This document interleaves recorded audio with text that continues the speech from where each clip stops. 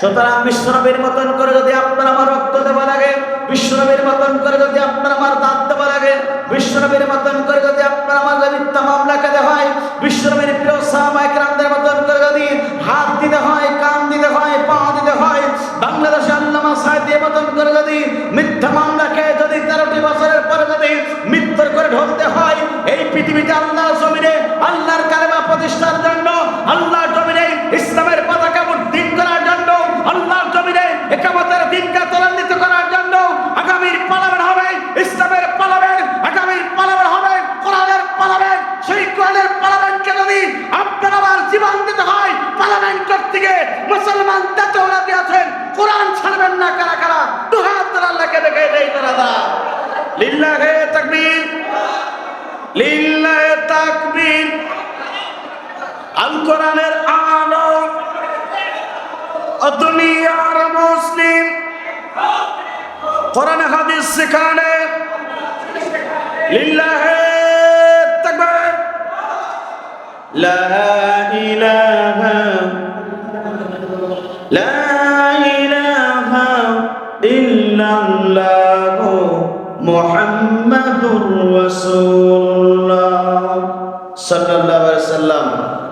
আলহামদুলিল্লাহ, বাংলাদেশের দক্ষিণ পশ্চিম অঞ্চলের বাংলাদেশের অন্যতম জেলা, ইসলামী আন্দোলনের এক উর্বর পটভূমি, ইসলামী আন্দোলনের রক্ত স্নাতক জেলা, সাতক্ষীরা জেলার সদর থানাধীন ঐতিহ্যবাহী পারপুকুরালী ডাঙ্গিপাড়া জামে মসজিদের উদ্যোগে আয়োজিত আজকের এই সিরাতুন নবী সাল্লাল্লাহু আলাইহি ওয়াসাল্লাম মাহফিলের সম্মানিত পরিচালক, আমার বন্ধুবর, গোটা বাংলাদেশের বক্তা জগতে উজ্জ্বল জ্যোতিষ্ক, যিনি বাংলাদেশ সহ দেশ এবং দেশের বাইরে কোরআনের কথা বলেন, আপনাদের এই মসজিদের সম্মানিত খতিব সাহেব, সারা বাংলাদেশের বিপ্লবী কণ্ঠস্বর হযরত মাওলানা রুস্তম আলী তাওহীদি সাহেব আতানুল্লাহ ফি হায়াতি, আমরা দোয়া করি আল্লাহ তার গোলামকে কোরআনের জন্য, ইসলামের জন্য তার কণ্ঠকে, জীবনকে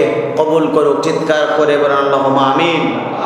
আজকের এই তাফসীর কোরআন মাহফিলের সম্মানিত প্রধান বক্তা, গোটা বাংলাদেশের বক্তা জগৎ উজ্জ্বল জ্যোতিষ্ক, টেকনাফ থেকে তেতুলিয়া, রূপসা থেকে পাথুরা পর্যন্ত যিনি কোরআনের কথা বলেন, অর্থাৎ বাংলাদেশের বাতিলের আতঙ্ক, যিনি সবচেয়ে এই কোরআনের কথা বলার কারণে জুলুমের শিকার হয়েছেন, নির্যাতনের শিকার হয়েছেন, আমার শ্রদ্ধেয় অর্থাৎ উস্তাদ এবং যিনি আমার আত্মীয় হয়, উপস্থিতি রৌদ্রপুর ডিগ্রি কলেজের সম্মানিত অধ্যাপক হযরত মাওলানা অধ্যাপক তৈয়বুর রহমান সাহেব আতানুল্লাহ ফি হায়াতি, আমরা দোয়া করি আল্লাহ পাক প্রধান মেহমানকে সুস্থ শরীরে জাতির ক্লান্তিক অবস্থায় যেন অত্যন্ত জ্ঞানগর্ভ আলোচনা করতে পারে, সেই তৌফিক দান করুক। চিৎকার করে বলেন আল্লাহুম্মা আমিন।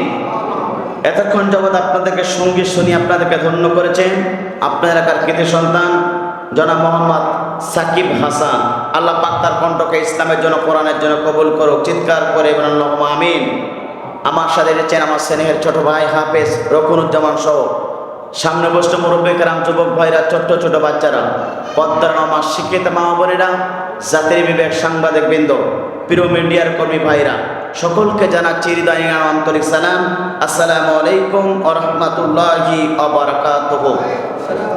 সে মহান রবের দরবারে দিল খোলা শুকর আদায় করি, যিনি আপনাকে আমাকে পবিত্র জুমার দিনে ঈশার নামাজ আদায় করে বরকতপূর্ণ সময় রাসূলুল্লাহ সাল্লাল্লাহু আলাইহি সাল্লামের জীবনী সম্পর্কে, জন্ম এবং মৃত্যুর মাসে তার জীবনী সম্পর্কে কিছু কোরআন এবং হাদিস থেকে আলোচনা শোনার জন্য, যেমনি দুনিয়ার সমস্ত কাজকামকে হারাম করে পৃথিবীর সবথেকে দামি স্থান, দামি জায়গা, দামি মজলিস, যেখানে সেজদা দিলে মহান রব বান্দার সেজদাকে পছন্দ করে, যেখানে সেজদা দিলে মহান রব বান্দার গুনাহ খাতা মাফ করে, সেই মসজিদে বসার সুযোগ দান করেছে। যেমনি হৃদয়ের সবটুকু আবেগ অনুভূতি দিয়ে সে মহান রবের দরবারে দিল খোলা শুকর আদায় করি। চিৎকার করে বলেন আলহামদুলিল্লাহ। দুরূদ এবং সালাম যাপন করি বিশ্ব মানবতার একমাত্র দিশারি, বিশ্ব বানানে দেবী আপনার আমার নবী নবীদের সর্দার জনবী গোটা পৃথিবীতে মানুষের তৈরি করা আইনের গোলামি না করে কেবলমাত্র শুধুমাত্র একমাত্র আল্লাহর জমিনে কালেমার দাওয়াত দেওয়ার কারণে নির্যাতিত হয়েছে, নিষ্পেষিত হয়েছে, নিগৃহীত হয়েছেন। জনবী এই কালেমার দাওয়াত দেওয়ার কারণে মিথ্যা মামলা খেয়েছেন, এই কালেমার দাওয়াত দেওয়ার কারণে তিনি জুলুমের শিকার হয়েছে।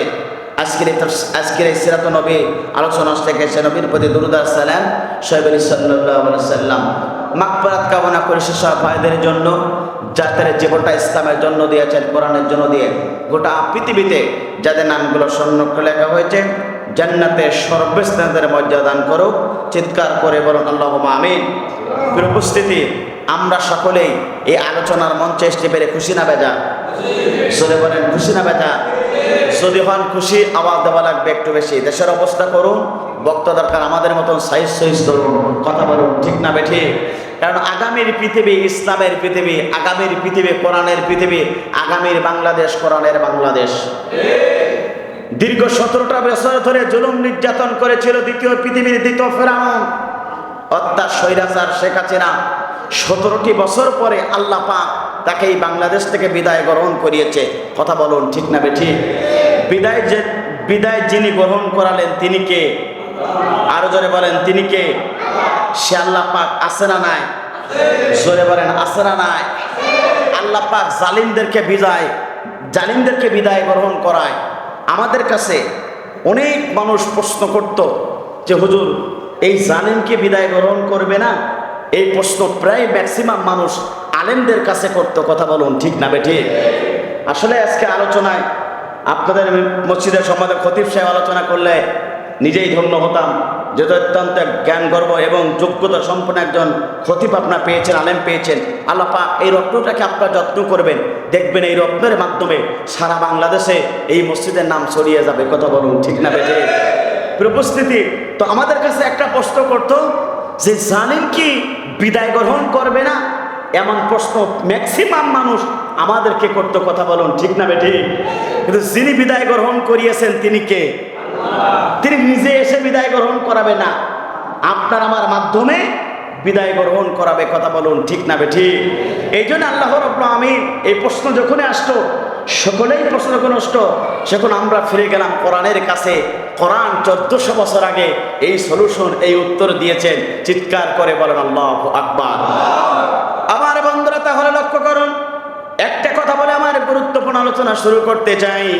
সকলে আমাদের কাছে প্রশ্ন করে, তো জালিম কি বিদায় হবে না? শেখ হাসিনা কি বিদায় গ্রহণ করবে না? 2041 সাল পর্যন্ত কি সে কি ক্ষমতায় থাকবে? ফেরাউন তো এতদিন পর্যন্ত ছিল, এ কি সেই পর্যন্ত থাকবে? ফেরাউনের একদিন সর্দি জ্বর লাগতো, তা এর কি সর্দি জ্বর আসে না? এর কি শরীর খারাপ করে না? কিছু করে না। এইভাবে আমাদের কাছে প্রশ্ন করতো। আমরা ফিরে গেলাম কোরআনের কাছে। পৃথিবীর সমস্ত উত্তর যখন ব্যর্থ হয়ে যাবে, এই কোরআন সঙ্গে সঙ্গে তার উত্তর দিয়ে দেবে। একবার জোরে জোরে বলুন আল্লাহু আকবার। পৃথিবীর যত সমস্যা আছে সমস্ত সমস্যার সমাধান যে কিতাবে আল্লাহ রাব্বুল আমিন দিয়েছেন, বলুন তো সেই কিতাবের নাম কি? জোরে বলেন সেই কিতাবের নাম কি? মা ফাররাতনা ফিল কিতাবি মিন শাইইন। এমন কোন বিষয়ের উত্তর নাই, এমন কোন সমস্যার সমাধান নাই যেটা আমি রব্বুল আমিন কোরআনুল কারীমের ভিতরে রেকর্ড করে দেই নাই। আমার বন্ধুরা তাহলে লক্ষ্য করুন, এই পৃথিবীর সমস্যার সমাধান মহান রব কোরআনের ভিতরে দিয়েছেন। কথা বলুন, ঠিক না বেঠি? 17 বছর জুলুম করেছে, এই জুলুমের অবসান হয়েছে 2024 সালে। এবার আল্লাহ পাক বলছেন, শোনো, যুগে যুগে যখন আমি জালিমদেরকে পতন করিয়েছিলাম, যুগে যুগে যারা জুলুম করেছিল, নির্যাতন করেছিল, আমি তাদেরকে বিদায় করে গ্রহণ করিয়েছিলাম। আল্লাহ পাক বলেন, ইন্না মিনাল মুজরিমিনা মুনতাকিমুন। চিৎকার করে বলুন আল্লাহু আকবার। আল্লাহ পাক বলছেন, যখন জালিমদের পাপটা একবারে পরিপূর্ণ হয়ে যাবে, যখন জালিমদের পাপের একবার সব শেষ হয়ে যাবে, আমি রব্বুল আমিন তখনই তাদের বিদায় গ্রহণ করিয়ে দেব। চিৎকার করে বলেন আল্লাহু আকবার। কথা কার? আল্লাহ পাক বলছে, যখন জালিমের সমস্ত কাজ আমি শেষ করে নিয়ে আসবো, তখনই তাদের বিদায় ঘন্টা বাজিয়ে দেব। এই কথা আমার না আল্লাহ? আল্লাহ পাক কোরআনুল কারীমের ভিতরে ঘোষণা করছেন, যে জালিমদেরকে আমি তখনই বিদায় গ্রহণ করাবো যখন তাদের পাপ করতে করতে করতে একটা সীমানা রেখা আছে, এই সীমানা রেখা যখন তারা দাগকে পা দেবে, আমি রব্বুল আমিন তখনই তাদের বিদায় ঘন্টা বাজিয়ে দেব। চিৎকার করে বলেন আল্লাহু আকবার। তাদের বিদায় ঘন্টা বাজলো 2024 সালে, অর্থাৎ পাপ তারা 2024 সাল পর্যন্ত একা পরিপূর্ণ করে ফেলালো। এই বিদায় যিনি গ্রহণ করিয়েছেন তিনি কে? আপনার আমার নয়, আপনার আমার ছাত্র ভাইরা, আপনার আমার সমাজে আলেমরা, আপনার আমার দ্বারা, আপনার আমার ইমাম দ্বারা, আপনার আমার দোয়া দ্বারা, এদেশে হকপন্থী আলেমদের দোয়ার দ্বারা যখনই তাদের বিদায় ঘন্টা বাজিয়েছিল, তার এক মুহূর্তে এমন কোন পাপ নাই সে কাজ ওই জালিমরা করে নাই। কথা বলুন ঠিক না বেটি? সব পাপ কাজ তারা করেছে। আপনি হিসাব করেন, যত পাপ ছিল শেখ হাসিনা সব পাপ করেছে। ফেরাউন এই পৃথিবীতে ফেরাউন আয়নাঘর বানিয়েছিল, এই ফেরাউন আয়নাঘর বানিয়েছে। ফেরাউন দেশে মহিলাদেরকে বাঁচিয়ে রাখতে চেয়েছিল আর পুরুষদেরকে দুনিয়ার মাঝ থেকে বিদায় গ্রহণ করাতে চেয়েছিল। বলুন তো এই কাজ এই শেখ হাসিনা করেছে? ইসলামী ছাত্র শিবির ইসলামী আন্দোলনের কর্মীদেরকে পুরুষদেরকে টার্গেট করেছে, তাদের বিদায় করিয়েছে আর মহিলাদেরকে বাঁচিয়ে রেখেছে। তাহলে এই কাজ এই ফেরাউন করেছিল। কথা বলুন ঠিক না বেটি? অর্থাৎ ওই ফেরাউন যা করেছিল এই ফেরাউন সব একই কাজ করেছিল। এই জন্য আল্লাহ পাক বলছেন যে শোনো, জালিমদেরকে তোমরা তাড়াহুড়া করো না। জালিমদেরকে তখনই বিদায় গ্রহণ করাবো যখন পাপের পাল্লা সমান সমান একবার পরিপূর্ণ হয়ে যাবে, আমি জালিমদেরকে বিদায় গ্রহণ করাবো। সুতরাং 2024 সালে শেখ হাসিনার পাপের পাল্লা শেষ, আল্লাহ পাক বিদায় গ্রহণ করিয়েছে। চিৎকার করে বলেন আল্লাহু আকবার। প্রিয় উপস্থিতি, এরপরে সূরা ইমরানের ভিতরে আল্লাহ পাক বলছেন শোনো, ওরা নিজেরাও জানতো না যে দুপুর ভাত আমরা খাইতে পারবো না। ওরা কি নিজেরা জানতো? অনেক ছাত্ররা গিয়েছে, তারা বড় বড় রান পেয়েছে, মুরগির রান, বড় বড় মুরগির রান পেয়েছে, গোশত পেয়েছে, বেগুনা তেলাপিয়া মাছ পেয়েছে, অনেক কিছু পেয়েছে। ওরাকে গরম গরম সব খাচ্ছে, ওরা দুপুরে ভাত পর্যন্ত খাইতে পারেনি। আল্লাহর কোরআন বলছে সূরা ইমরানের ভিতরে যে আমি যে কোথায় থেকে কি করে দেব দুনিয়ার কেউ জানে না। জানেন তিনি কে? 5 তারিখে ওরা বিদায় গ্রহণ করাবে, ওরা নিজে জানতো? বলেন জানতো না? আল্লাহ পাক কোরআন। সুতরাং আমাদেরকে বিশ্বাস রাখতে হবে কোরআনের প্রতি। আল্লাহ পাক বলছেন কোরআনের প্রতি বিশ্বাস রাখলে আমি তাদেরকে এই পৃথিবীতে বিজয় লাভ করাবো। চিৎকার করে বলেন আল্লাহু আকবার। এই জন্য আল্লাহ পাক বলছেন জালিমদের ধ্বংস অনিবার্য। সুতরাং যুগে যুগে জালিমদের ধ্বংস করেছে, এই জালিম ধ্বংস হয়েছে। সুতরাং আপনার আমার কাজ হলো আল্লাহর প্রশংসা করা। কথা বলুন ঠিক না বেঠি? প্রশংসা করা কার দরকার? সুতরাং আসুন, শেখ হাসিনা বিদায় গ্রহণ করিয়েছে, এই জন্য সংক্ষিপ্ত কথা বলবো। এই কথা বলে আমি যেহেতু সকলের কাছে একটা প্রশ্ন ছিল যে শেখ হাসিনা কিভাবে চলে গেল, এর উপস্থিতি এটাই বলতে চাই।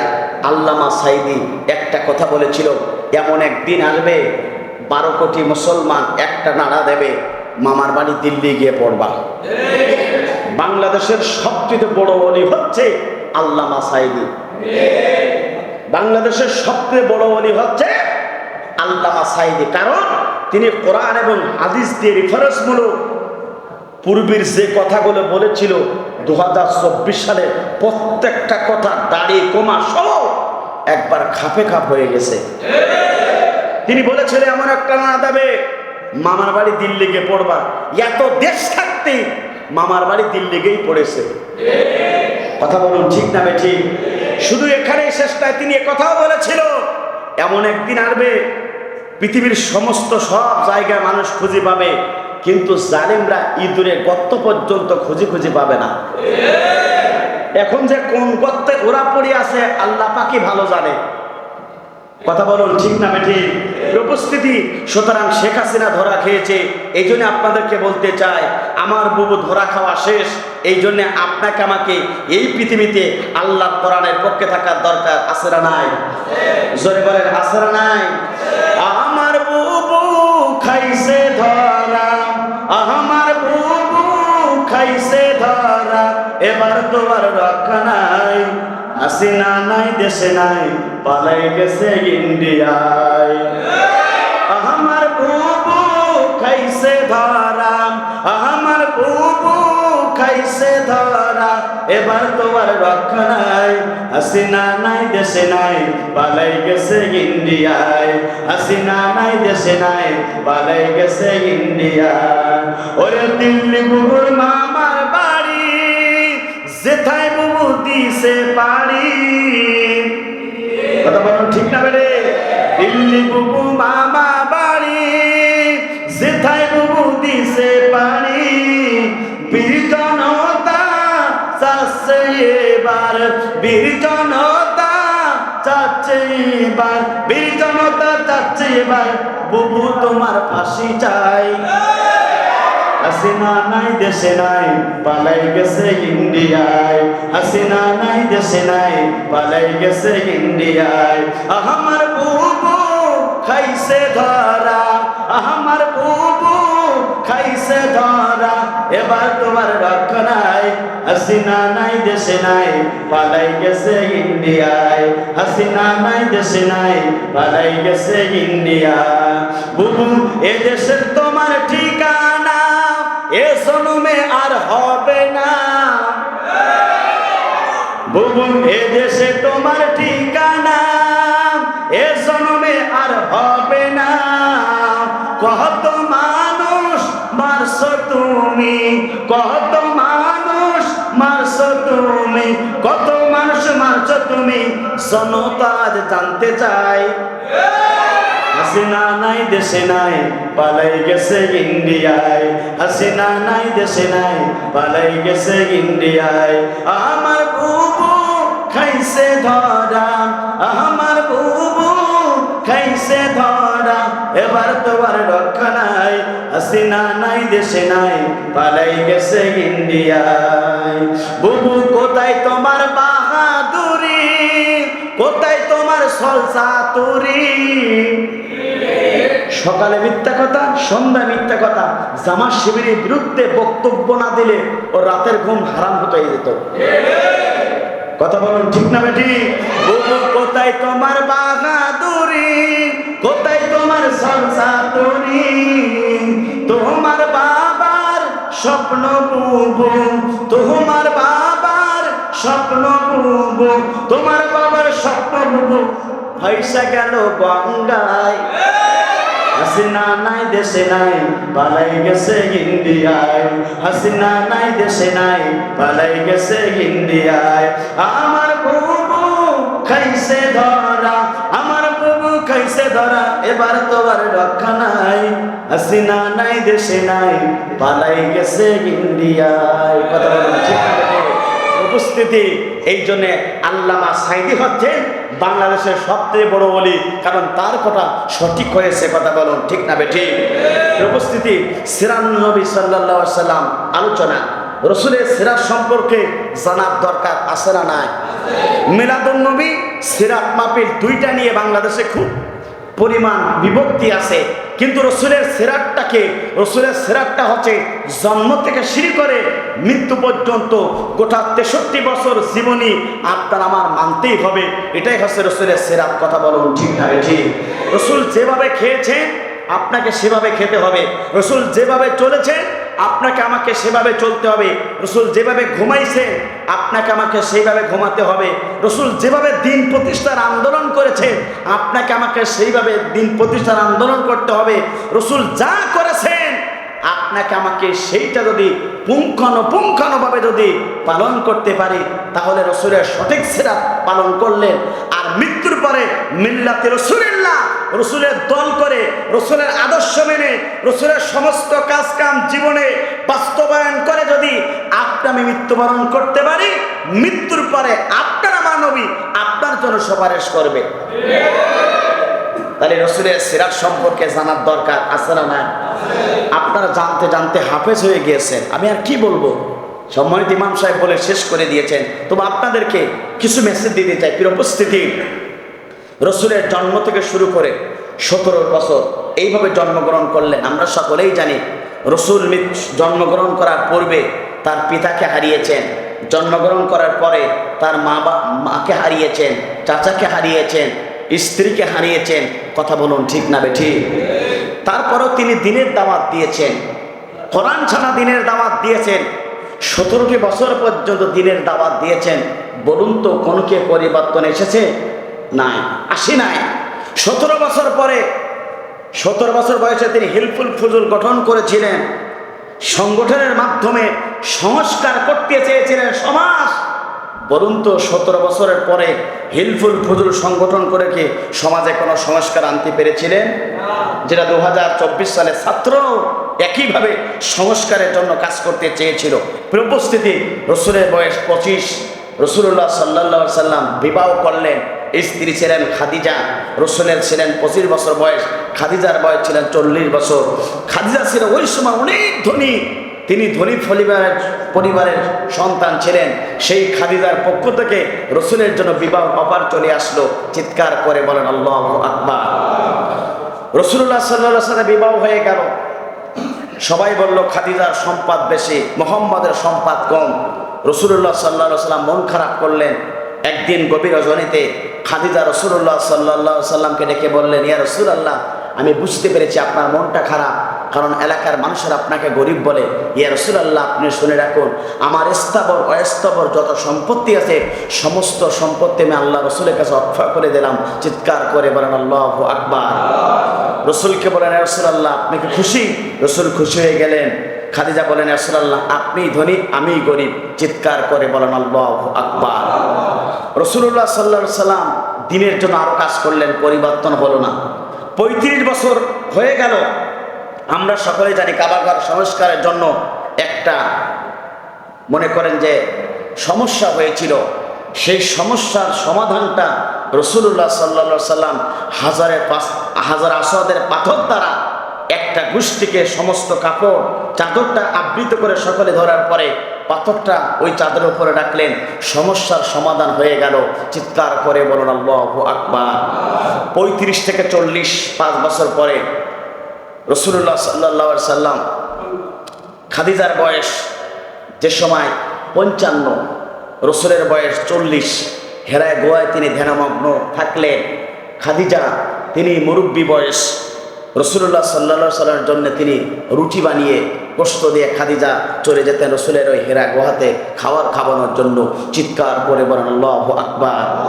কিছুদিন চলে গেল, আল্লাহ পাক রসুলের প্রতি মহাগ্রন্থ আল কোরআন নাজিল করলেন। চিৎকার করে বলেন আল্লাহু আকবার। ইকরা বিসমি রাব্বিকাল্লাযী খলাক, হে নবী পড়ুন তোমার রবের নামে যিনি তোমাকে সৃষ্টি করেছে। চিৎকার করে বলেন আল্লাহু আকবার। কোরআন পেয়ে গেলেন। বিশ্বনবী সেই কোরআন দিয়ে মক্কার বুকে 13টি বছর ধরে দাওয়াতি কাজ করলেন, কিন্তু তিনি দিন প্রতিষ্ঠা করতে পারলেন না। কথা বলুন ঠিক না বেঠিক?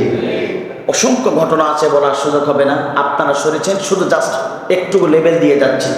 উপস্থিতি, এরপর বিশ্বনবী আমরা জানি তিনি এমন একটা জামানা এসেছিলেন যে জামানাটা ছিল আয়ামে জাহিলাতপূর্ণ সমাজ, যে সমাজে নারী কোনো সতীত্বর গ্যারান্টি ছিল না। মারামারি কাটাকাটি হানাহানি লেগেই থাকতো।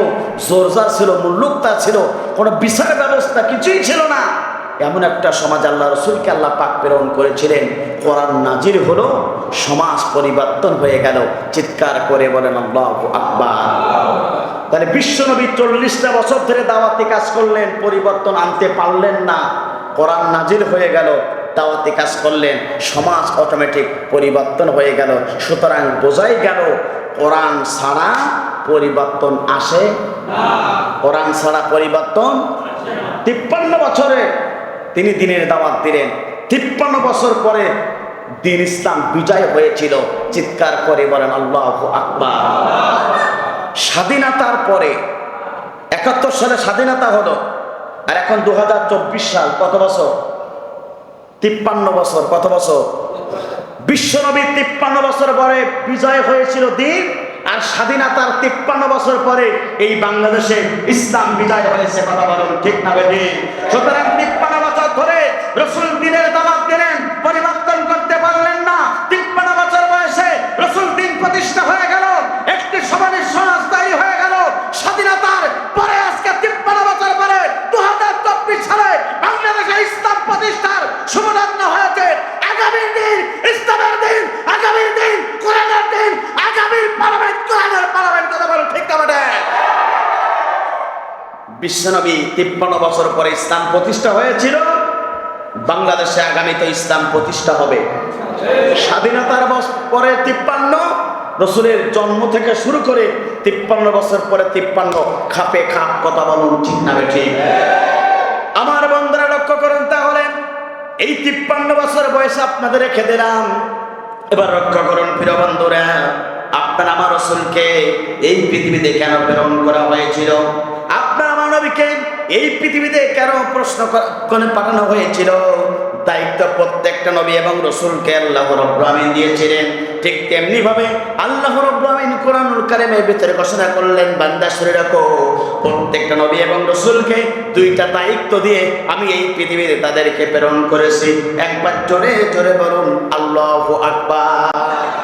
আল্লাহ রাব্বুল আলামিন সেটাও কোরআনুল কারীমের ভিতরে ঘোষণা করলেন, ওয়ালাকাদ বাআসনা ফি কুল্লি উম্মাতির রাসূলান আন ইবুদুল্লাহা ওয়াজতানিবুত তাগুত।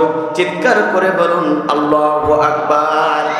অবশ্যই পৃথিবীতে নবী এবং রসুলকে আল্লাহ রাব্বুল আলামিন প্রেরণ করেছিলেন, সাথে দিয়েছিলেন 2টা দায়িত্ব। 1 নম্বর দায়িত্ব দিয়েছিল আনিবুদুল্লাহ, আল্লাহর গোলামি করবে, আল্লাহর দাসত্ব করবে, আল্লাহর হুকুম পালন করবে। এবার আপনার আমার প্রশ্ন হলো, প্রত্যেকটা নবী এবং রসুলকে আল্লাহ রাব্বুল আলামিন গোলামি করার জন্য এই পৃথিবীতে প্রেরণ করেছিল। আমার বন্ধুরা লক্ষ্য করুন, তাহলে প্রত্যেকটা নবী এবং রসুলকে এই পৃথিবীতে গোলামি করার জন্য আল্লাহ রাব্বুল আলামিন নবী রসুলদেরকে প্রেরণ করেছিলেন। গোলামি শুধু কি মসজিদে হবে না বাইরেও হবে? লিল্লাহি মা ফিস সামাওয়াতি ওয়াল আরদ, আসমান এবং জমিনের একচ্ছত্র ক্ষমতার মালিক হলো আল্লাহ। আন্নাল কুওয়াতা লিল্লাহি জামিয়া, সমস্ত শক্তির মালিক হলো আল্লাহ। তাবারাকাল্লাযী বিয়াদিহিল মুলক, সমস্ত রাজত্বের মালিক হলো আল্লাহ। আপনারা আমার বন্ধুরা একটু লক্ষ্য করেন, তাহলে এই মসজিদের গোলামি করেন যেমনি ভাবে 5 ওয়াক্ত নামাজে যেমন আল্লাহর গোলামি করেন, নামাজে যেমন আল্লাহর গোলামি করেন, হজে যেমন আল্লাহর গোলামি করেন, রোজায় যেমন আল্লাহর গোলামি করেন, প্রত্যেকটা ডিপার্টমেন্টে আপনি আমি আল্লাহর গোলামি করতে চাই। ওই জমিনের মালিকও আল্লাহ, মসজিদ ঠিক যেভাবে যথাযথভাবে আল্লাহর গোলামি করেন, ওই জমিনের মালিক আল্লাহ, ওই জমিনেও গিয়ে আল্লাহর গোলামি করা লাগবে। কথা বলুন ঠিক না বেঠিক?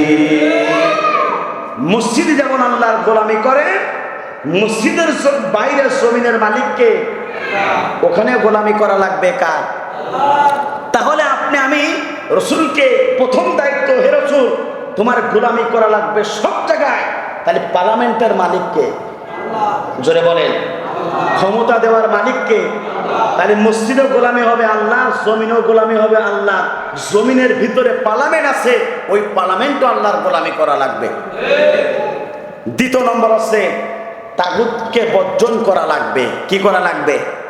যুগে যুগে যত নবী রসুল এসেছিলেন, সমস্ত রসুলদেরকে 144 ধারা জারি। এ রসুল শুনে রাখো, আল্লাহর গোলামি করবে, তাগুতকে বর্জন করা লাগবে। আপনি আমি হচ্ছি রসুলের উম্মাত, আপনাকেও আমাকে কোরআন হিসাবে আপনাকে আমাকে আল্লাহর গোলামি করা লাগবে। সমাজে তাগুত মুক্ত থাকা লাগবে। তাগুত কাহাকে বলা হয়? যারা জমিনে আল্লাহর দ্বীন কায়েম করতে চায় না, অপর কেউ আইন পালন করতে দেয় না। এমন আছে না নাই? এখনো আছে, অনেকে আছে কোরআন বাদ যাক, মানুষের তৈরি করা বিধান চলুক। আমার বন্ধুরা স্পষ্ট ভাষায় সিরাতুন নবীর এই আলোচনা থেকে আপনাদেরকে বলতে চাই, মানুষের তৈরি করা আইন দিয়ে 1 সেকেন্ডের জন্য মানুষ সুখ পাবে না। মানুষের তৈরি করা বিধান দিয়ে মানুষের মুখে হাসি ফোটাতে পারবে না। মানুষের তৈরি করা আইন দিয়ে মানুষকে পৃথিবীতে জান্নাতের পথে নিয়ে যাওয়া যাবে না। কেবলমাত্র শুধুমাত্র আল্লাহর কোরআনের জীবন ব্যবস্থা দিয়েই আপনি শান্তি পাবেন। কথা বলুন ঠিক না বেঠিক? আমার বন্ধুরা তাহলে লক্ষ্য করুন, এই 2 দায়িত্ব প্রত্যেকটা নবী এবং রসুলকে আল্লাহ রাব্বুল আলামিন দিয়েছিলেন। আপনার আমার নবীকে পর্যন্ত এই দায়িত্ব দিয়েছিলেন। আপনি আমি নবীর উম্মত হিসাবে সিরাতের আলোচনা থেকে 1 নম্বর শিক্ষা হলো, এই জমিনে আল্লাহর গোলামি করব আর তাগুত মুক্ত থাকবো। নিজেও আল্লাহর গোলামি করার জন্য চেষ্টা করব, তাগুত মুক্ত থাকার চেষ্টা করব, অপর ভাইকে গোলামি করার জন্য আহ্বান করব, তাদেরকে গোলামি এই পৃথিবীতে তাগুত মুক্তর জন্য আন্দোলন করব। কথা বলুন ঠিক না বেঠিক? এবার বিশ্বনবীকে এই পৃথিবীতে যাবার পরে আমার একটা জীবন ব্যবস্থা আছে, এই জীবন ব্যবস্থাকে বিজয় করার জন্য তোমাকে কাজ করা লাগবে। একবার জোরে জোরে বলুন আল্লাহু আকবার। সে আল্লাহ পাক বলেন, হুয়াল্লাযী আরসালা রাসূলা বিল হুদা ওয়া দীনিল হক লিইয়ুযহিরাহু আলাদ দ্বীনি কুল্লিহি ওয়া লাহু কারিহাল মুশরিকুন। তিনি তো সেই সত্তা যিনি তার রাসূলকে এই পৃথিবীতে 70 দিন সহকারে প্রেরণ করলেন। ও নবী শুনে দেখো, এই দিনের দাওয়াত তোমাকে দিতে হবে। যত জীবন ব্যবস্থা আছে সমস্ত জীবন ব্যবস্থাকে ডাস্টবিনে ফেলাই দিয়া আল্লাহর জীবন ব্যবস্থা আছে আল্লাহর কোরআন। ইন্নাদ দীনা ইনদাল্লাহিল ইসলাম, আল্লাহর কাছে একমাত্র শুধুমাত্র কেবলমাত্র পূর্ণাঙ্গ জীবন ব্যবস্থার নাম হচ্ছে ইসলাম। ইসলামে যা কমপ্লিট কোড অফ লাইফ, পূর্ণাঙ্গ জীবন ব্যবস্থা একটা মুসলমানের জন্য আল্লাহ দিন দিয়েছেন। কথা বলুন ঠিক না বেঠিক? সেটা হচ্ছে ইসলাম, কোরআন। এরমে শুনে রাখো, সমস্ত জীবন ব্যবস্থাকে ডাস্টবিনে ফেলাই দিয়া আল্লাহর জীবন ব্যবস্থাকে এই জমিনে বাস্তবায়ন করার জন্য, এই জমিনে প্রতিষ্ঠার জন্য তোমাকে কাজ করা লাগবে। চিৎকার করে বলুন আল্লাহু আকবার। এই দায়িত্বটা রাসূলকে দিয়েছেন স্পেশাল। তিনি কে? রাসূল এই দিনের দাওয়াত দিয়েছেন, রাসূল এই দিনের দাওয়াত দিয়েছেন, দিনের কথা বলেছেন, মানুষকে জাহান্নাম থেকে বাঁচিয়ে আল্লাহর জান্নাতের পথের ঠিকানায় ব্যবস্থা গ্রহণ করেছে। এই দিন প্রতিষ্ঠা করতে গিয়ে যুগে যুগে রাসূল মার খেয়েছেন, নির্যাতিত হয়েছেন, নিষ্পীড়িত হয়েছেন, নিগৃহীত হয়েছেন। ইস্তেমরুলার বিশ্বনবীর সাহাবায়ে কেরামদের উপরে চাপানো হয়েছে। তারপরও বিশ্বনবীর দিনের দাওয়াত থেকে 1 ইঞ্চি সরে দাঁড়ায় নাই। রাসূলের সাহাবায়ে কেরামরা পর্যন্ত দিনের দাওয়াত থেকে 1 ইঞ্চি সরে দাঁড়ায় নাই। ওয়াকাতরে জীবন দিয়েছে, হাসতে হাসতে ফাঁসির মঞ্চে গেছে। রাসূলের প্রিয় সাহাবায়ে কেরামরা দিনের দাওয়াত থেকে 1 ইঞ্চি সরে দাঁড়ায় নাই। চিৎকার করে বলেন আল্লাহু আকবার। যুগে যুগে আপনি দেখেন, নূহ আলাইহিস সালাতু ওয়াস সালাম দিনের দাওয়াত দিয়েছে। জাতির লোকেরা নূহ আলাইহিস সালাতু ওয়াস সালামকে জুলুম নির্যাতন করেছে, তারপরও নূহ দিনের দাওয়াত থেকে সরে দেয় নাই।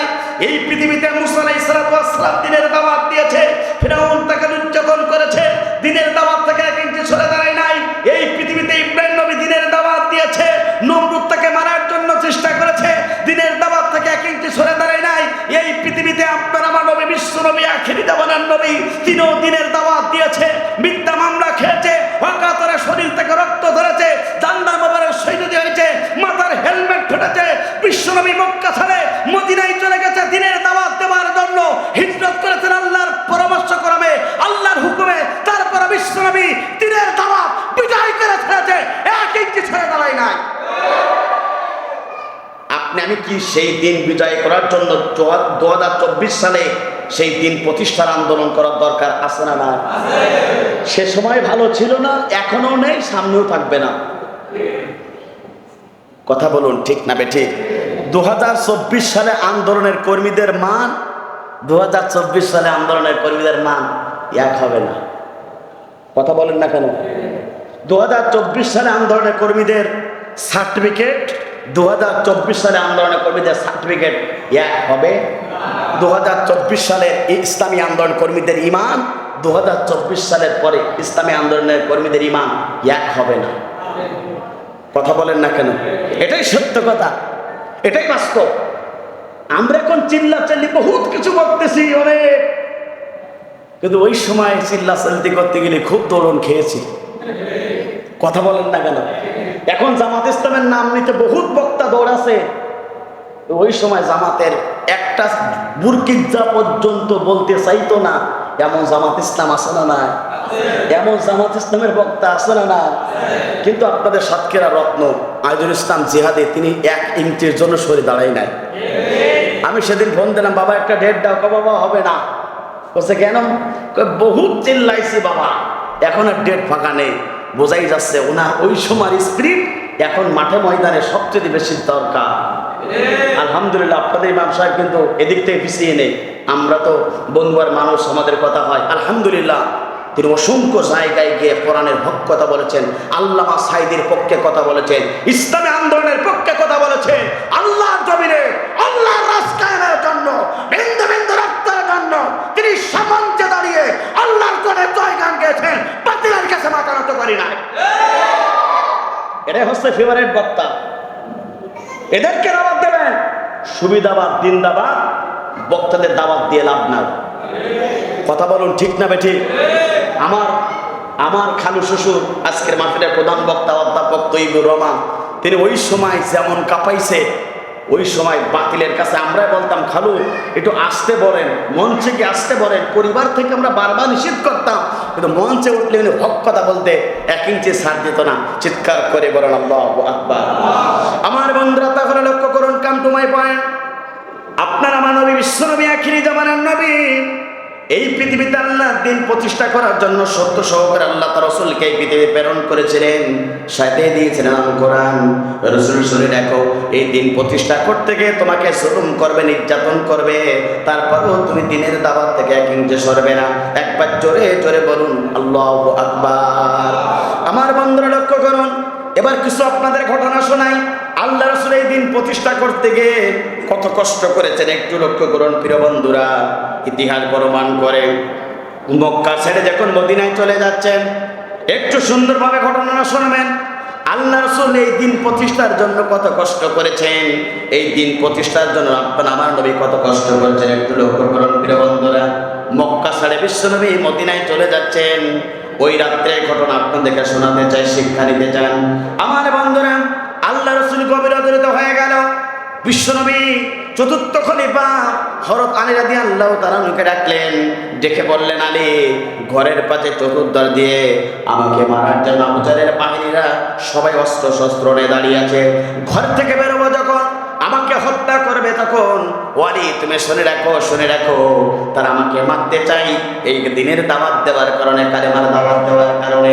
ওয়ালি তুমি শুনে রাখো, এই জন্যে তোমাকেই বলি, তুমি আমার বেডে তুমি ঘুমিয়ে পড়বে, আর চাদরটা তোমাকে আবৃত করে দেব, তোমাকে এই ঘরের ভিতরে ঘুমিয়ে রাখবে। তবে শুনে রাখো, ঘুমানোর আগে তোমাকে একটা লিস্ট তোমাকে ধরিয়ে দিলাম, এই লিস্টের সমস্ত হিসাব কেতাব আছে। ওই কাফেররা যারা আমাকে মারার জন্য ওই বাইরে অস্ত্র নিয়ে দাঁড়িয়ে আছে, সমস্ত ব্যক্তির সম্পত্তির হিসাব, টাকার হিসাব আমার এই খাতার ভিতরে আছে। একবার জোরে জোরে বলুন আল্লাহু আকবার। আলী একটা পয়েন্ট পেয়ে গেলেন, ইয়া রাসূলুল্লাহ, হাবিবাল্লাহ, আজকে রাতে যারা আপনাকে মারার জন্য ঘরের চতুর্দিকে দিয়ে অস্ত্র নিয়ে দাঁড়িয়ে আছেন, কেন তাদের সম্পদ আপনি ফেরত দেবেন?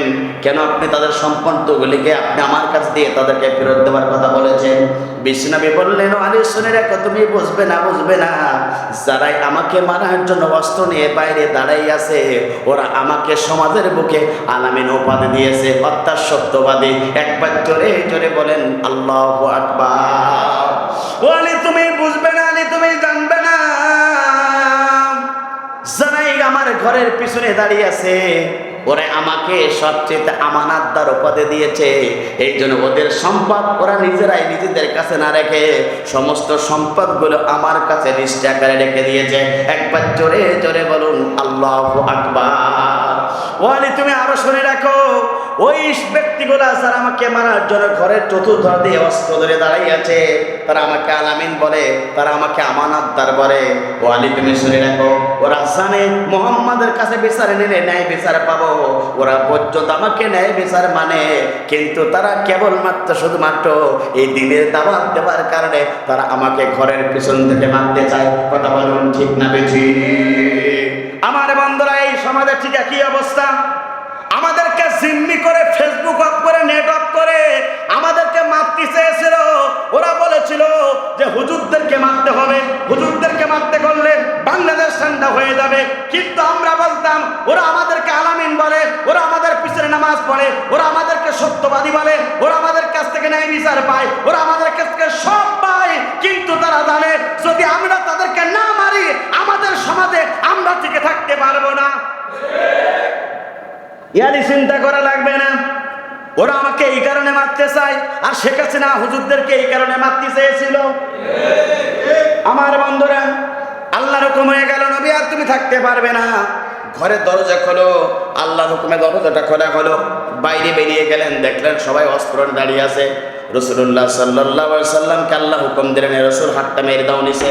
হাতটা একটা মেরে দিলেন, কিছু বালু নিলেন, বালুটা নিয়ে আল্লাহর হুকুমে একটা আয়াত পড়ে তিনি সকল কাফেরদের মুখে এইভাবে তিনি দিয়ে দিলেন ছুঁড়ে।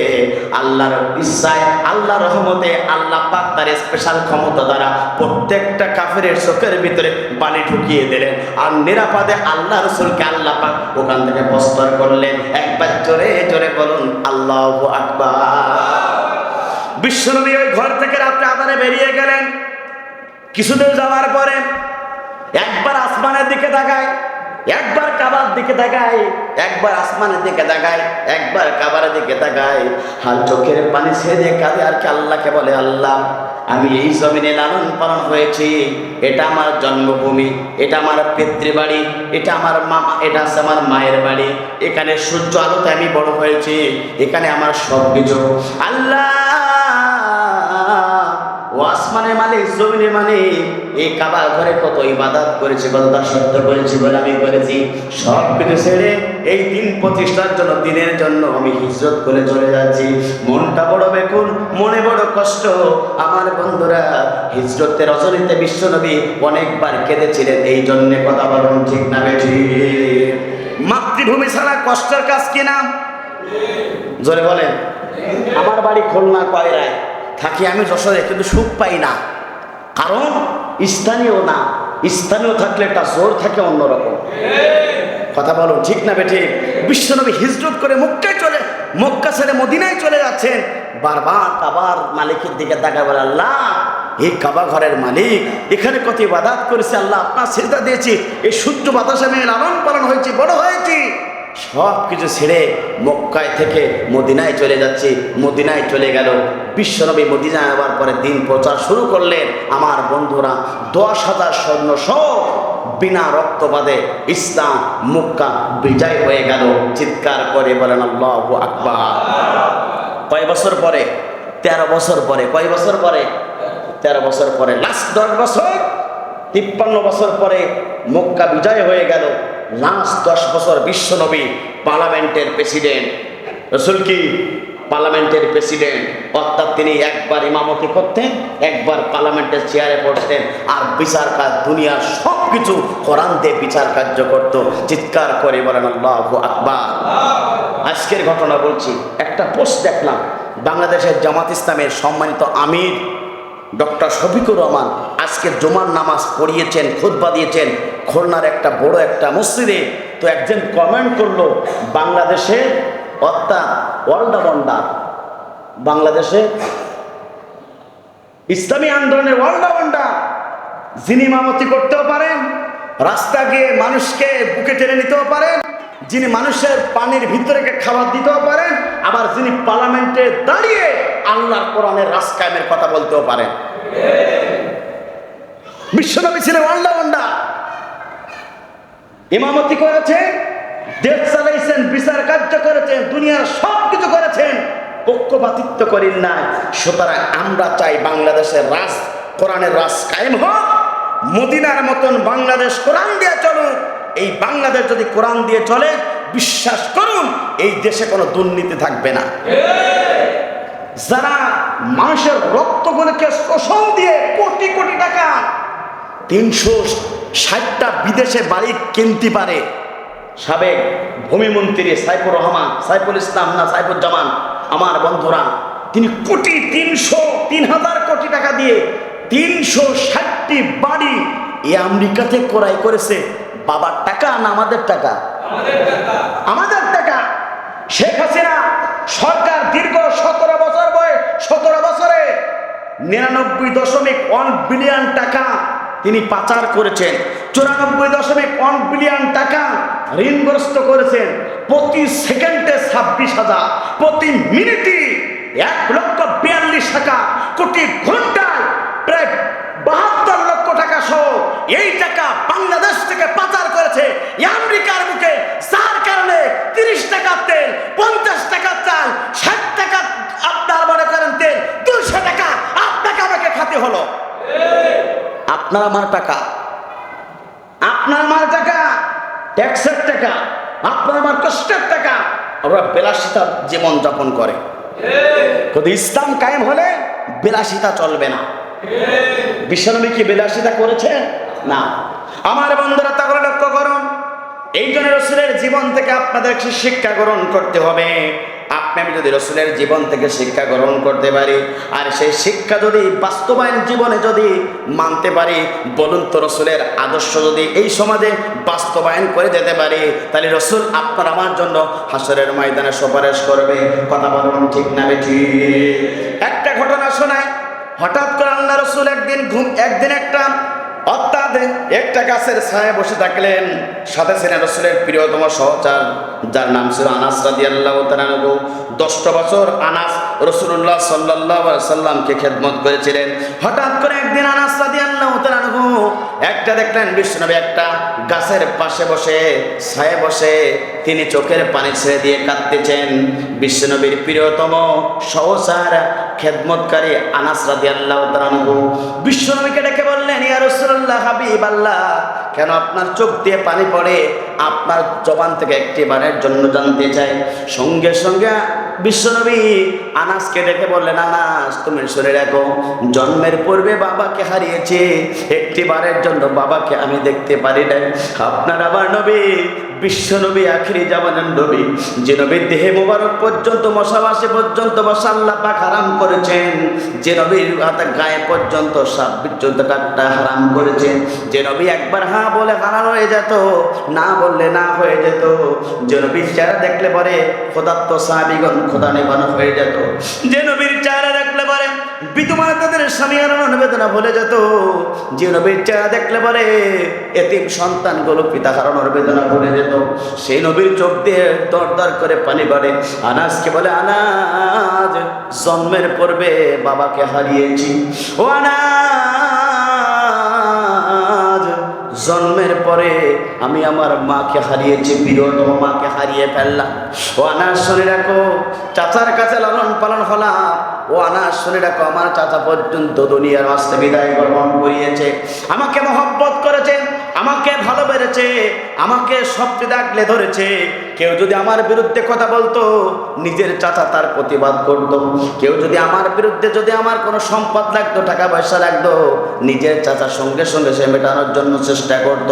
ও আনাস, তুমি শুনে রাখো, এখানেই শেষ নয়। আমার চাচা আমার জন্য মাথার উপরে গোসল করিয়ে তেল দিয়ে দিত, আমার চাচা আমার জন্য স্পেশাল খাট বানিয়ে দিয়েছিল। সেই চাচা দুনিয়ার মাঝে বিদায় গ্রহণ করিয়েছে। কথা বলুন ঠিক না ঠিক? ও আনাস, কেন কাঁদি একটু শুনে দেখো তাহলে। আমার বাবাকে হারিয়েছি, মাকে হারিয়েছি, চাচাকে পর্যন্ত হারিয়েছি, প্রিয়তম স্ত্রী, আমার সবচেয়ে সুখের দিনের স্ত্রী, দুঃখের দিনের স্ত্রী খাদিজা রাদিয়াল্লাহু তাআলা আনহা দুনিয়ার মাঝে খাদিজা পর্যন্ত চলে গেছে। ও আনাস, শুনে রাখো,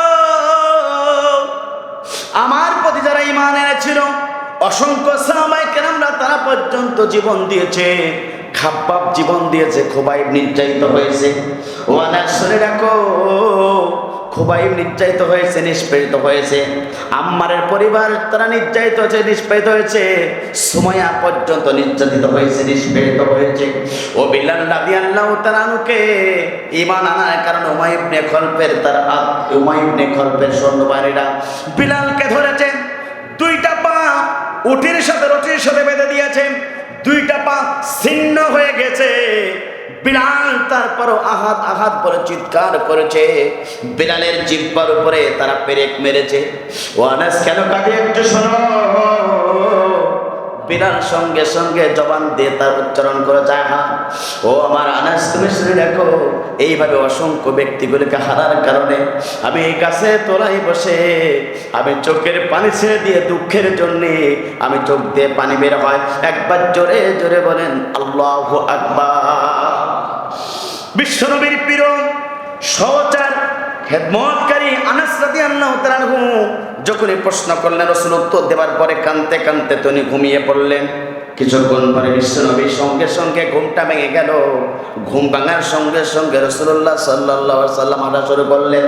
আনাস বললেন, ইয়া রাসূলুল্লাহ, হাবিবাল্লাহ, কাহিনী তো বুঝতে পারলাম না, কিছুক্ষণ আগে আপনার চোখ দিয়ে পানি পড়লো, ইতিহাস শোনালেন, ইয়া রাসূলুল্লাহ ঘুম ভাঙলো, আপনি আবার হাসলেন, কারণটা কি আপনার কাছ থেকে জানতে চাই। সঙ্গে সঙ্গে বিশ্বনবী আনাসকে ডেকে বললেন, আনাস শুনে রাখো, ইতিপূর্বে ক্রন্দন করেছে, আমার বাবা মারা গেছে, মা মারা গেছে, আমার চাচা মারা গেছে, আমার সাহাবায়ে কেরামরা চলে গেছে, যার কারণে দুঃখের কারণে আমার চোখ দিয়ে পানি পড়লো। ও আনাস তুমি শুনে রাখো, ঘুমের ভিতরে সব এই ঘুমের ভিতরে এমন একটা স্বপ্ন দেখলাম, আল্লাহ পাক আমাকে একটা রহমত নাজিল করেছে, আল্লাহ পাক আমাকে একটা স্বপ্নের পুরস্কার দান করেছে। একবার জোরে জোরে বলুন আল্লাহু আকবার। আনাস বলেন, ইয়া রাসূলুল্লাহ, হাবিবাল্লাহ, সেই পুরস্কারটাকে আপনার কাছ থেকে জানতে চাই। সঙ্গে সঙ্গে বিশ্বনবী আনাসকে ডেকে বললেন, আনাস শুনে রাখো, সেই উপহারটা হলো আমার জন্য আল্লাহ রাব্বুল আলামিন হাউজে কাউসারের পানির পেয়ালা একটা উপহার দিয়েছে। একবার জোরে জোরে বলুন আল্লাহু আকবার। ক্রন্দন করেছে বিশ্বনবী, দুঃখে হয়েছে, ঘুম পড়েছে, আল্লাহ পাক তাকে স্পেশাল কাউসার দান করেছে। আনাস বলি, ইয়া রাসূলুল্লাহ, হাবিবাল্লাহ, এই কাউসারটা কি আপনার কাছ থেকে জানতে চাই। আল্লাহ রাসূল সঙ্গে সঙ্গে বললেন, কিয়ামতের ময়দান কঠিন মুসিবতের দিন, যেদিন সূর্যগুলো মাথার উপরে চলে আসবে, জমিনগুলো তামা হয়ে যাবে, গুনাহগার জিহ্বাগুলো যাবে নাবিষ্টক জ্বলে যাবে, যেদিন সন্তান পিতার পরিচয় দেবে না, পিতাও সন্তানের পরিচয় দেবে না, স্বামী তার স্ত্রীর পরিচয় দেবে না, স্ত্রী তার স্বামীর পরিচয় দেবে না, যেদিন কেউ কারোর পরিচয় দেবে না, ওদিন কি বিভীষিক অবস্থায় মানুষের পানির জন্য ছটফট করবে, পানি পানি বলে চিৎকার করবে। ও আনাস শুনে রাখো, সেদিন আল্লাহ রাব্বুল আলামিন আমার হাতে হাউজে কাউসারের পানির পেয়ালা দেওয়া হবে। এই পানির পেয়ালা সেদিন যারা একবার পান করতে পারবে, জীবনের কোনোদিন তাদের পানির পিপাসা লাগবে না। ওদিনকে সত্যিতে এই পানির পেয়ালাটা হলো সবচেয়ে বড় পুরস্কার। এইটা আমার জন্য স্পেশাল আল্লাহ রাব্বুল আলামিন দিয়েছে, যার জন্য আমি নবী এখন করন্দনের অবস্থা ছাড়ে আমি এখন হাসি। একবার জোরে জোরে বলেন আল্লাহু আকবার। বিশ্বনবী কাঁদলেন এবং হাসলেন, এটাই পেলেন পুরস্কার। রাসূলের আদর্শ আপনাকে আমাকে মানার দরকার আছে না নাই? অর্থাৎ সুখের দিনে আল্লাহর ইবাদত করা লাগবে, দুঃখের দিনেও কার ইবাদত করা লাগবে? জোরে বলেন, আল্লাহর ইবাদত করা লাগবে। আমার বন্ধুরা, এইভাবে জীবনে আপনাকে অবশ্যই আল্লাহ রাসূলের পক্ষ দেখতে হবে, ইসলামের পক্ষে দেখতে হবে, কোরআনের পক্ষে দেখতে হবে। আপনি যদি এইভাবে আল্লাহ রাসূলের পক্ষে থাকতে পারি, কোরআনের পক্ষে থাকতে পারি, বিশ্বাস করুন আল্লাহ রাব্বুল আলামিন আপনাকে সবচেয়ে পুরস্কার দেবেন। একবার জোরে জোরে বলুন আল্লাহু আকবার। আমার বন্ধুরা, বিশ্বনবী এইভাবে দ্বীনের জন্য কাজ করেছেন, ইসলামের জন্য কাজ করেছেন। আপনাকে আমাকে ইসলামের জন্য, কোরআনের জন্য কাজ করার দরকার আছে না নাই? জোরে বলেন আছে না নাই? রাসূলের সিরাতের আরেকটা প্রেক্ষাপট হচ্ছে, রাসূলের জীবনে কিছু বৈশিষ্ট্য ছিল, এই বৈশিষ্ট্যগুলো আপনার আমার জীবনে বাস্তবায়ন করার দরকার আছে না নাই? জোরে বলেন আছে না নাই? আমরা তো রাসূলের সিরাত সম্পর্কে জানতে চাই। আমার রাসূল যা কাজ করেছেন, মা তাকম রাসূল যা নিয়ে এসেছেন, আপনাকে সেটা গ্রহণ করতে হবে। তিনি যা থেকে বিরত থাকতে বলেছেন, তা থেকে আপনাকে বিরত থাকতে হবে। প্রিয় বন্ধুরা, রাসূলের অন্যতম একটি বৈশিষ্ট্য ছিল, রাসূল ছিলেন সত্যবাদী। কিবাদী? জোরে বলেন। রাসূল জীবনে কোনোদিন মিথ্যা কথা বলেননি। চিৎকার করে বলেন আল্লাহু আকবার। আপনি আমি রাসূলের উম্মত, আপনি আমি কি মিথ্যা কথা বলতে পারি? পারি না। রাসূল জীবনে কোনোদিন মিথ্যা কথা বলেননি। আপনি আমি আমার জবান দিয়ে একটি বারের জন্য মিথ্যা কথা বলা যাবে না। কথা বলুন ঠিক না বেঠিক? রাসূলের উম্মত, রাসূলের সিরাত থেকে শিক্ষা গ্রহণ করতে হবে। রাসূল জীবনে কোনোদিন মিথ্যা কথা বলেননি। আমি একজন মুসলমান, আমার সব সময় সত্যের পক্ষে থাকবো, সত্য কথা বলবো, সত্যের পথ থেকে মৃত্যুবরণ করব, মিথ্যার পক্ষ যাব না। আল কিসবি হুলি as-sidq ইনজি, সত্যকে মুক্তি দেয়, মিথ্যাকে ধ্বংস করে। কথা বলুন ঠিক না বেঠিক? আমার বন্ধুরা, তাহলে রাসূলের এক নম্বর এই বৈশিষ্ট্য, কয়েকটি বৈশিষ্ট্যের ভিতরে একটা হলো রাসূলুল্লাহ সাল্লাল্লাহু আলাইহি ওয়াসাল্লাম সত্যবাদী ছিলেন। আপনাকে আমাকে সত্যর পক্ষে থাকার দরকার আছে না না? জোরে বলেন আছে না না? আমার বন্ধুরা লক্ষ্য করুন, তাহলে এক নম্বর, তাহলে আপনাকে সত্যবাদী হতে হবে, সত্যর পক্ষে আপনাকে বিজয় দান করাতে হবে, সত্যর পক্ষে আপনাকে লড়তে হবে। এই পৃথিবীতে যারা সত্যের পথে আছে, হকের পক্ষে আছে, ওই সত্যর পক্ষে আপনাকে থাকতে হবে। সত্যরা বলুন ঠিক না বেঠিক? আমার বন্ধুরা, আল্লাহ রাব্বুল আমিন কোরআনুল কারীমের ভিতরে সূরা বনী ইসরাঈলের ভিতরে বলেছেন, সত্য সমাগত, মিথ্যা বিতাড়িত। তাহলে আপনাকে সত্যর পক্ষে থাকতে হবে, সত্যর পক্ষে আন্দোলন করতে হবে। আমার বন্ধুরা, আল্লাহ নবী ছিলেন সত্যর পক্ষে, সত্যর পক্ষে কথা বলুন ঠিক না বেঠিক? আমার বন্ধুরা, তাহলে লক্ষ্য করুন, বিশ্বনবীর কয়েকটি বৈশিষ্ট্যের প্রথম বৈশিষ্ট্য হলো আপনাকে সত্যর পক্ষে থাকতে হবে, সত্যর পক্ষে চলতে হবে। যদি আপনি যদি সত্যর পক্ষে থাকতে পারে, তাহলে আপনাকে বিজয় দান করবেন তিনি কে? জোরে বলেন তিনি কে? আল্লাহ পাক বলেন, ওয়ালা তাহিনু ওয়ালা তাহজানু ওয়া আনতুমুল আ'লাউনা ইন কুনতুম মুমিনিন। তোমরা যদি মুমিন হতে পারো, তোমরা যদি সত্যর পক্ষে থাকতে পারো, যদি তোমরা মুমিন হতে পারো, আল্লাহ রাব্বুল আমিন বলেন তোমাদেরকে অবশ্যই আমি বিজয় দান করাবো। তাহলে আমার বন্ধুরা লক্ষ্য করুন, সত্যের পক্ষে আপনাকে এখন থাকতে হবে। মিথ্যা চলে গেছে, আপনাকে এখন থেকে সত্যের পক্ষে আন্দোলন করতে হবে।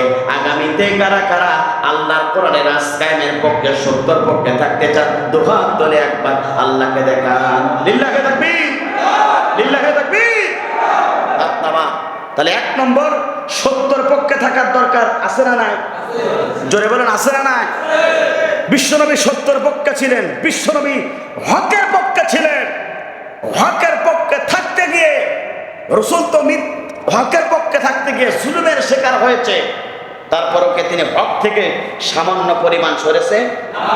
রাসূলুল্লাহ সাল্লাল্লাহু আলাইহি ওয়াসাল্লাম সাহাবায়ে কেরামরাকে সরেছে না। আমার কলিজার টুকরা ভাইরা, কলিজার টুকরা যুবকেরা, আল্লাহ রাসূল যুবকদেরকে ভালোবাসতেন। কারণ হলো যুবকরা তো দিন প্রতিষ্ঠার জন্য সবচেয়ে আন্দোলন করেছেন, সত্যর পক্ষে তারা আন্দোলন করেছে। ইতিহাস আপনাদেরকে একটু শোনাই, আল্লাহ রাসূল যুবকদেরকে কত ভালোবাসতেন। আল্লাহ রাসূল সত্যর পক্ষে যারাই থাকে তাদেরকে কেমন ভালোবাসতেন। আল্লাহ নবী একদিনকে এভাবে একটা মজলিসে সমস্ত মানুষের সম্মুখে রাসূলুল্লাহ সাল্লাল্লাহু আলাইহি সাল্লাম কিছু কোরআনের কথা বলছেন, কিছু কোরআনের দান দিচ্ছেন। আমার বন্ধুরা, সত্যর পক্ষে থাকলে আল্লাহ রাসূল, আল্লাহ পাক এবং আল্লাহ রাসূল তাদেরকে কেমন ভালোবাসেন একটু লক্ষ্য করুন। একটি ঘটনা থেকে, এমন যখন তিনি কথা বলছেন, হঠাৎ করে রাসূলুল্লাহ সাল্লাল্লাহু আলাইহি সাল্লাম মজলিসটা বড় হয়ে গেল, সকলের লোকজন যে জায়গায় বসার জায়গা পরিপূর্ণ হয়ে গেল।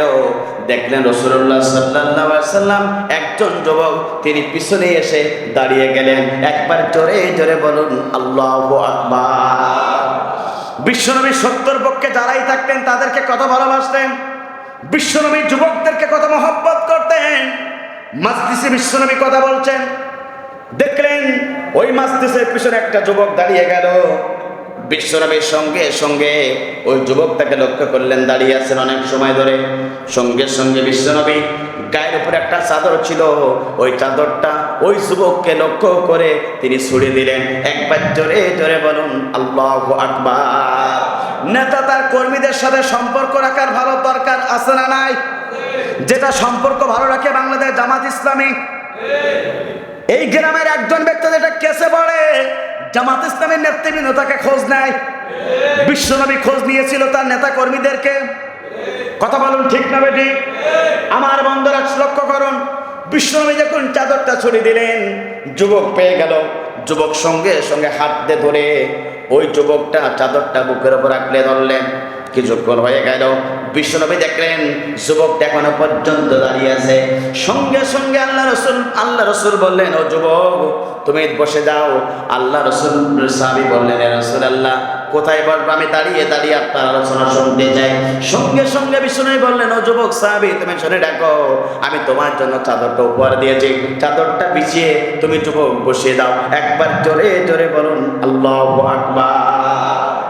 বিশ্বনবী এই কথা যখন বললেন, সঙ্গে সঙ্গে যুবক সাহাবী বললেন, ইয়া রাসূলুল্লাহ হাবিব আল্লাহ, যে চাদরটা বিশ্বনবীর কাঁধের উপরে থাকে এটা সাধারণ কোনো চাদর না। যে চাদরটা বিশ্বনবীর কাঁধের উপরে থাকে এই কাপড়টা অনেক দামি কাপড়, ইয়া রাসূলুল্লাহ হাবিবাল্লাহ, ওই কাপড়টা বিশ্বনবীর কাঁধের উপরে থাকে, এই কাপড়টা বিছিয়ে এরপরে বসবো। আমি যুবক, আমার কোনো সাধ্য নেই, সাহস নেই। একবার জোরে জোরে বলুন আল্লাহু আকবার। বিশ্বনবীর সঙ্গে সঙ্গে ওই যুবক সাহাবীর নাম ছিল জারির।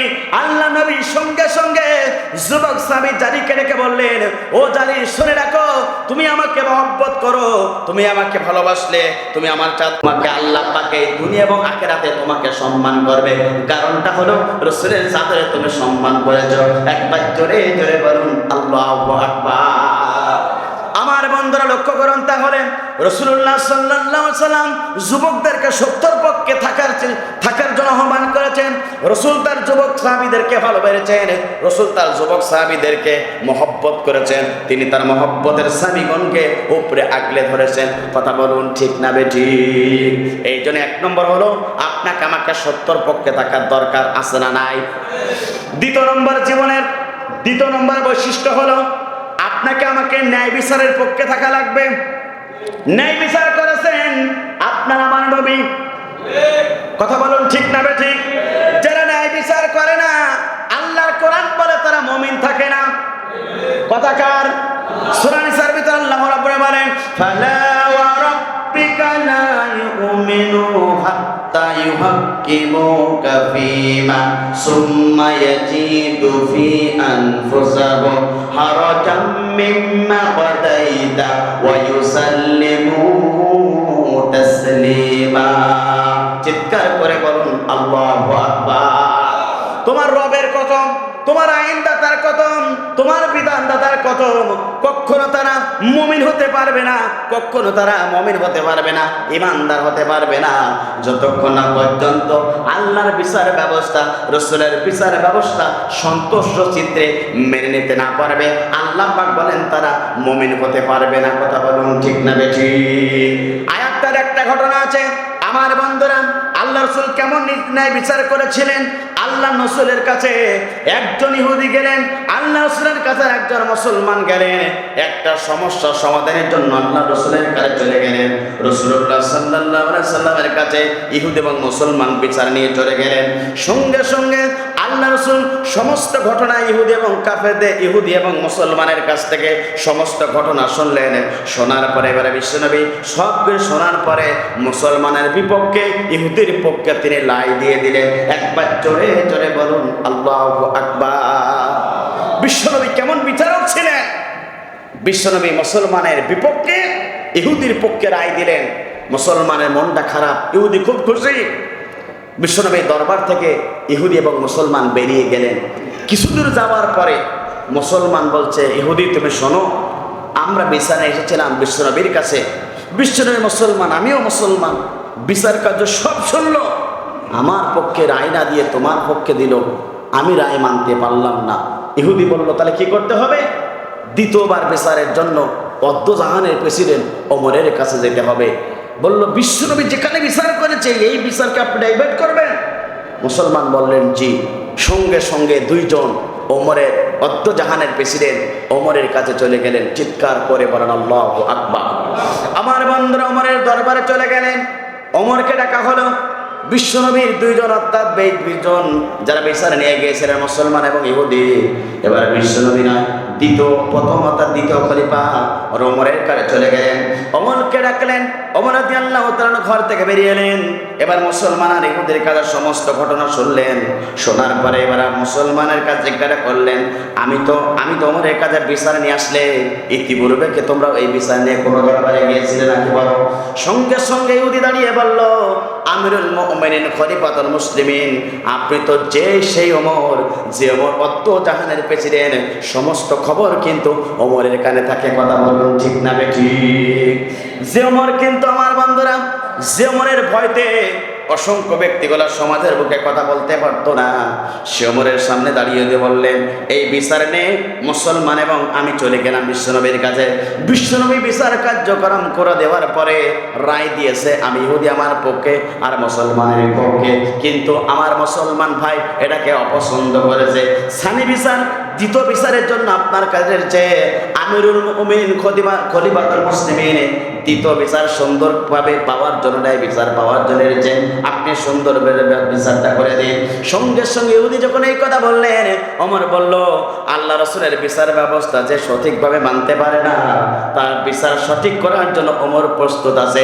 একবার জোরে জোরে বলুন আল্লাহু আকবার। ওমর এবার কি করলেন, ঘরের ভিতরে করে একটু ওয়েট করেন আপনারা দুইজন, আমি একটু ঘরের ভিতরে যাব আর আসবো, সঙ্গে সঙ্গে বিচার কার্য সুন্দর করে দেব। আমার বন্ধুরা, বিশ্বনবীর বিচার যারা না মানবে অবস্থা কেমন হবে একটু লক্ষ্য করুন। ওমর ঘরের ভিতরে চলে গেলেন, রাঙ্গা একটা তরবারি নিলেন, কোষবদ্ধ ছিল, কোষবদ্ধ খুলে ফেলালেন। ওই সঙ্গে সঙ্গে ওমর রাঙ্গা তরবারি নিয়ে, একপারে ছিল ইহুদি, একপারে ছিল মুসলমান, মুসলমানকে টার্গেট করে একটা কোপ দিয়ে দিলেন। মুসলমানে কাল্লাটা দুনিয়ার মাঝে বিদায় গ্রহণ করলো। একবার জোরে জোরে বলুন আল্লাহু আকবার। এই দৃশ্য দেখে আমার বন্ধুরা, ইহুদি একটা দৌড় দিলেন, এক দৌড়ে ঘরের ভিতরে গিয়ে দরজা আটকাই দিয়ে ঘরের ভিতরে কাঁপাকাঁপি শুরু হয়ে গেল।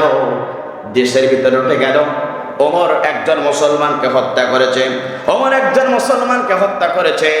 এই সংবাদ যখন সব দেশে উঠে গেল, ওই মুসলমানের আত্মীয় স্বজনরা আল্লাহ নবীর কাছে, আল্লাহ নবীর দরবারে ওমরের বিরুদ্ধে মামলা দায়ের করা শুরু হয়ে গেল, বিচার কার্য করবে। সঙ্গে সঙ্গে বিশ্বনবী বলল, ওমর তোমার কোনো কথা আছে কিনা, তোমার জবান থেকে শুনতে চাই। ওমর বলল, ইয়া রাসূলুল্লাহ, হাবিবাল্লাহ, একটু আপনার সাথে কিছু কথা বলতে চাই। ওমর সঙ্গে সঙ্গে রাসূল বললেন, ওমর তুমি বলে ফেলো। বললেন, রাসূলুল্লাহ, এদের যে বিচার করেছি আপনি তো আমার বিচার করবেন, আমি সমস্ত বিচারগুলোকে মেনে নেব। তবে সংবাদটা হলো, এই দুইজন ব্যক্তি আর মুসলমান এবং ইহুদি, এরা দুজন বিচার নিয়ে আপনার কাছে চলে গেল। আপনি বিচার কার্য সুন্দরভাবে ফয়সালা দিয়েছিলেন, ফলাফল দিয়েছিলেন, মুসলমানের বিপক্ষে ইহুদির পক্ষে আপনি বিচার দিয়েছিলেন। আপনার দরবার থেকে বেরিয়ে আসার পরে এই মুসলমান দ্বিতীয় বিচারের জন্য আমার দরবারে ছিল। ও ইয়া রাসূলুল্লাহ, হাবিবাল্লাহ, দ্বিতীয় বিচার যখন আমার কাছে ছিল, সঙ্গে সঙ্গে আমার বন্ধুরা, ইয়া রাসূলুল্লাহ, হাবিবাল্লাহ, এই বিচার যখন কার্যক্রম করার জন্য যখন আমার কাছে এসেছিল, আমি সুন্দরভাবে বিচার করার জন্য সব কিছু দুইজনের কাছ থেকে শুনলাম। শোনার পরে ইয়া রাসূলুল্লাহ, হাবিবাল্লাহ, আমি চিন্তা করলাম, যে ব্যক্তি আল্লাহ রাসূলের বিচার ব্যবস্থা মানে না, সে তো মুসলমান থাকতে পারে না, আর যে মুসলমান থাকে না, আমি নবী তাকে হত্যা করতে কার্পণ্য করব না। একবার জোরে জোরে বলুন আল্লাহু আকবার। ইয়া রাসূলুল্লাহ, হাবিবাল্লাহ, বিশ্বনবীর বিচার যে পছন্দ করে না, বিশ্বনবীর বিচার ব্যবস্থা পছন্দ করে না, ওমর সে একজন মুসলমানকে মানেনি। আল্লাহর কোরআন বলে, যে আল্লাহ রাসূলের বিচার